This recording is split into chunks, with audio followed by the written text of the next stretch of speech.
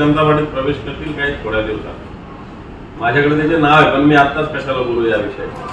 परंतु काही लोक विशेषतः शिंदे गटातले, राष्ट्रवादीचे तर आहेच किती, एकच खासदार आहे अजितदादांकडे तटकरे आहेत, बाकी कोण आहे राष्ट्रवादीकडे। परंतु शिंदे गटातले जे खासदार आहे याच्यातले बरेच जण भारतीय जनता चिन्हावर लढण्यास इच्छुक आहे आणि बरेच जण भारतीय जनता पार्टीत जाण्यास इच्छुक आहे।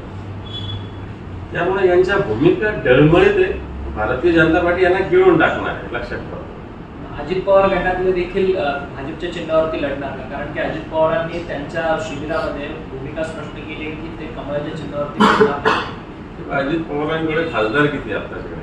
मला असं वाटतं तटकरे साहेब, सुनील तटकरे साहेब एकच खासदार आहे, बाकी कोण खासदार आहे अजितदादा?